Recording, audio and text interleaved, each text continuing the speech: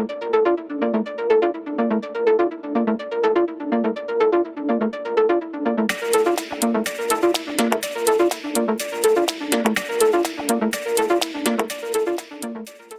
वालेकुम नाज़रीन। इस एपिसोड के शुरू में अर्तुगरुल अपने सिपाहियों के साथ अल्तुना बाग की लाश के पास पहुंच जाता है। अल्तुना बाग की लाश को लटका देखकर सब लोग हैरान हो जाते हैं। पास ही एक दरख्त पर खत पड़ा होता है। अर्तुगरुल उस खत को उठाता है जिसमें लिखा होता है, सुल्तान गियासुद्दीन की नाफरमानी, शहजादा अरसलान और उसकी मां को कत्ल करने के जुर्म में अल्तुना बाग की जिंदगी लेना हलाल है। अर्तुगरुल कहता है कोपैक। तुर्गत कहता है वो बदबख्त सालतीन अपने किए हुए जुर्म के निताई से भागना चाहता है। अर्तुगरुल कहता है वो मुतवातर अपने दुश्मनों को मार रहा है। अब अगली बारी सुल्तान गियासुद्दीन और उसकी मां की है। बमसी कहता है हुजूर वो बदबख्त चाहता क्या है? शहजादों का कत्ल उसे कहाँ लेकर जाएगा? अर्तुगरुल कहता है वो खुद सुल्तान बनना चाहता है। अगर हम उसे रोक न सके तो फिर कोई उसे रोक नहीं पाएगा। काई कबीले में हाइमा खतून और हलीमा सुल्तान बैठी होती हैं। हलीमा कहती है असलिहान की हालत मेरे सर पर सवार है। वो सगोत हिजरत के बारे में काफी ज्यादा परेशान है और ऐसा ना हो ये हमारे दोनों कबाइल के दरमियान इख्तिलाफात की वजह बने। हाइमा खतून कहती हैं असलिहान ने अपने कबीले के लिए बहुत सी कुर्बानियां दी हैं। उसने किसी को भी अपने कबीले पर कब्जा नहीं करने दिया। अब उसे डर है कि कोपैक की वजह से सगोत पर बुरे दिन हम पर ना छा जाएं। अपने दोनों कबाइल को मुत्हिद करके हम मजबूत हो जाएंगे। हलीमा तुम असलिहान को समझाओ कि हम कोपैक के डर से अपना मकसद नहीं छोड़ सकते।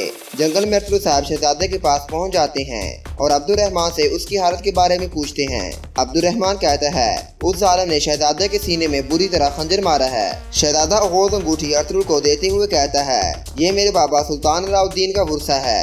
अब ये अंगूठी उस ताकतवर हाथ में होनी चाहिए जो तमाम तुर्क कबाइल को मुत्हिद रख सकता है। ये सुनकर अर्तुगरुल शहजादे से अंगूठी पकड़ लेता है। उसके बाद शहजादा अरसलान कलमा शहादत पढ़ते हुए शहीद हो जाता है। अर्तुगरुल कहता है शहजादे को महल में पहुंचा दो ताकि सुल्तान गियासुद्दीन भी देख ले कि गद्दारों ने उसके भाई के साथ क्या किया। उन गद्दारों ने कैसे एक शहजादे को बेरहमी से मार दिया। ये सब हमारी रियासत के लिए अच्छी बात नहीं है। मेरी नज़र में रियासत खत्म हो गई है। सिपाही शहजादे को उठाकर वहाँ से ले जाते हैं। अर्तुगरुल कहता है ये सिर्फ एक शहजादे का कत्ल नहीं बल्कि ये पूरी रियासत का कत्ल है। किले में दुमरुल अर्तुग साहब से कहता है बेल्चे का गवर्नर यहाँ किले में आया है। वो गुनाल से बातें कर रहा है।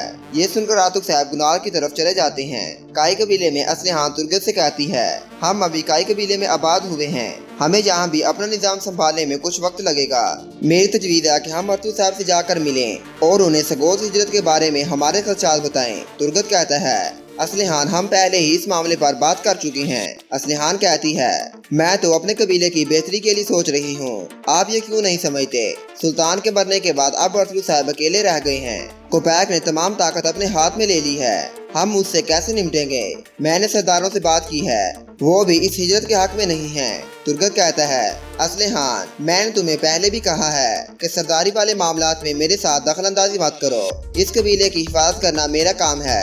तुमने अपनी हद और बर्दाश्त को पार कर लिया है। ये मामला अभी और यहाँ खत्म हो गया है। ये कहकर तुर्गत बाहर चला जाता है। किले में गुनाल्फ और गवर्नर क्रीतियुस बातें कर रहे होते हैं। गुनाल्फ कहता है तहाइफ लाने पर मैं आपके ताउन का शुक्रिया अदा करता हूँ। गवर्नर क्रीतियुस कहता है अमन वाहिदे के लिए ये मेरी तरफ से खुशी का छोटा सा इजहार है। इतने में अर्तुग साहब अंदर आ जाते हैं। गुनाल्फ कहता है ये आप क्या कर रहे हैं अर्तुग साहब? आपको पता नहीं है कि इजाजत लेकर अंदर आते हैं। अर्तुग साहब कहते हैं अर्तुग साहब के होते हुए गवर्नर का इस्तकबाल करना क्या आपका काम है? गुनाल्फ कहता है रियासत के हुक्म पर अमन माहिदा दस्तखत होने वाला है। मुझे ज़ाती तौर पर इस माहिदे और गुफ्तगू का कहा गया है। ये अमन माहिदा दोनों रियासतों के दरमियान सगोत का मसला हल करने के बारे में है। गवर्नर क्रीतियुस कहता है इस माहिदे के मुताबिक सगोत हमें दे दिया जाएगा और बदले में इन सरजमीनों पर अमन कायम होगा। अर्तुग साहब कहते हैं मरहूम सुल्तान के वाज़ेह फरमान पर सगोत अर्तुग साहब को दे दिया गया है। उनका हुक्मनामा मनसूख नहीं हो सकता और अर्तुग साहब की गैर मौजूदगी में कोई भी माहिदा कानूनी नहीं हो सकता। गवर्नर क्रीतियुस गुनाल्फ से कहता है अगर इस तरह के मामला चलते रहे तो आप जिस अमन के बारे में सोच रहे हैं उस अमन को भूल जाएं। गुनाल्फ कहता है रियासत के हुक्म के मुताबिक ये मुआहिदा हमारे दरमियान जरूर होगा। ये कहकर गुनाल्फ माहिदे के कागजात गवर्नर क्रीतियुस को देने लगता है मगर अर्तुग साहब गुस्से से उन कागजात पर अपना हाथ रख लेते हैं और कहते हैं इस पर दस्तखत करने की ताकत ना तो कोपैक में है और ना किसी और में। अगर सुल्तान मर गए हैं तो इसका मतलब ये नहीं है कि उनका फरमान भी मर गया है। कोनिया के महल में सिपाही शहजादे अरसलान की लाश को ले आते हैं। माँ परी भी अंदर आ जाती है। शहजादा अरसलान को देखकर सुल्तान गियासुद्दीन कहता है, मेरे भाई को किसने मारा है? सिपाही कहता है, हमें इस बारे में कुछ नहीं पता। अर्तुगरुल साहब के सिपाही शहजादे अरसलान की लाश को यहाँ लेकर आए हैं और ये खत भी आपके लिए लाए हैं। सुल्तान खत पढ़ता है जिसमें लिखा होता है, पहले हमारी रियासत पर गद्दारी का साया पड़ गया था, अब आपकी सल्तनत उस शहजादे के खून से रंग गई है जिसे तख्त का वारिस बनाया गया था। ऐसे नहीं चलेगा सुल्तान, सिर्फ आप ही इसे रोक सकते हैं। खत पढ़ने के बाद सुल्तान काफी ज्यादा गुस्से में आ जाता है और माँ परी की तरफ देखता है। माँ परी कहती है, ये हमारी रियासत के फायदे के लिए था, अल्लाह इनके गुनाह माफ फरमाए। गियासुद्दीन सिपाहियों से कहता है, मेरी वालदा को फौरन कमरे में ले जाओ, मेरी इजाजत के बगैर ये कमरे से नहीं निकलेंगे। ये सुनकर माँ परी वहाँ से चली जाती है। किले में अर्तुगरुल साहब अपने सिपाहियों के साथ पहुँच जाते हैं। अर्तुगरुल साहब गुनाल से कहते हैं, ये कैसी शर्म की बात है, आप मेरे इल्म में लाए बगैर अमन वायदा कैसे कर सकते हैं, और वो भी इस बदबख्त के साथ जिसे मैंने अपने पाँव तले रोंदने का वादा किया है।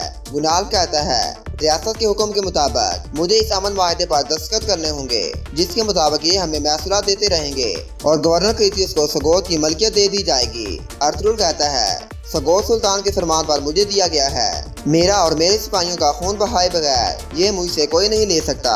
गुनाल मुआहिदे का खत उठाकर कहता है, अगर रियासत का सरदार आला इस पर रजामंद नहीं है तो फिर मैं खुद इसको हल करूंगा। ये कहकर गुनाल वो मुआहिदा गवर्नर क्रीतियस को पकड़ाता है। अर्तुगरुल साहब अपनी तलवार से उस मुआहिदे के 2 टुकड़े कर देते हैं। अर्तुगरुल कहता है, यहाँ रियासत मैं हूँ, जिसको भी सगोत चाहिए वो मेरे पास आए।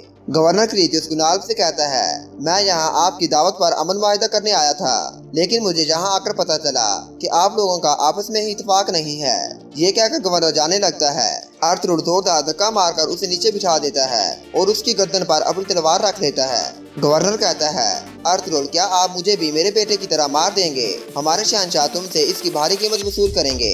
अर्तुगरुल गुनाल से कहता है, इसने औरत के साथ मिलकर हमारे साथ कई चालें चली, इसने तीतान को सिपाही मुहैया किए, अब इस बदबख्त ने अपनी नजर सगोत पर रख ली है। मैं सगोत की जमीन को दोनों कबाइल के लिए 2 हिस्सों में तकसीम करूंगा। मैं पहले अपने सिपाहियों के साथ वहां जाकर जायजा लूंगा, उसके बाद कई और चावदार कबीले वहां आबाद होंगे। गुनाल कहता है, मैं ये कभी नहीं होने दूंगा। अर्तुगरुल कहता है, इस सूरत में मैं तुम्हें भी कुचल दूंगा। तुमने छुपकर मेरा ताक़ुब किया, मेरे इल्म में लाए बगैर तुमने ये अमन मुआहिदा करने का सोचा। जब तक तुम्हें मेरी इताअत करनी नहीं आ जाती, तुम जिंदान में रहोगे। गुनाल अपनी तलवार निकाल कर अर्तुगरुल के हवाले कर देता है और कहता है, अर्तुगरुल साहब, मैंने आपसे आपकी इताअत करने का वादा किया था, इसलिए मैं आपके हुक्म के मुताबिक खुद अपने पाँव पर चलकर जिंदान में जा रहा हूँ। गवर्नर कहता है, अर्तुगरुल आपने हमसे जंग छेड़ ली है, सगोत आपके खून में डूबेगा। अर्तुगरुल कहता है, मुझे खुशी है कि दुश्मन ने खुद अपना इंतखाब कर लिया है, अब हमारी मुबारक जद्दोजहद का वक्त आ गया है। फिर अर्तुगरुल सिपाहियों से कहता है, सिपाहियों अब इस बदबख्त को इस किले से बाहर फेंक दो। ये सुनकर सिपाही उसे पकड़कर बाहर ले जाते हैं। गुनाल भी वहाँ से जिंदान की तरफ चला जाता है और यहाँ पर इस एपिसोड का इख्तिताम हो जाता है।